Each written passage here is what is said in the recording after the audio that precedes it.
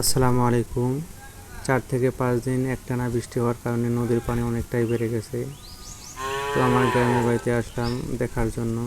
এই জায়গাটি হলো একেবারে আমাদের বাড়ির সামনে, যেখানে আমি দাঁড়িয়েছি এটা আমাদের ঘাট, এখানে আমরা গোসল করি। তো এই জায়গাটি কিছুদিন আগে শুকনো ছিল, বালু ছিল।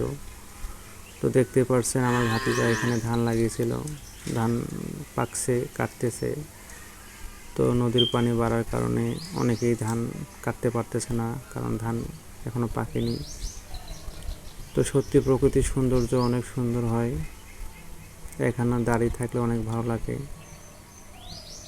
তো খুব কষ্টও লাগতেছে, যেহেতু অনেকেরই ধান এখনও পাকেনি, নদীর পানি আস্তে আস্তে বেড়েই যাচ্ছে।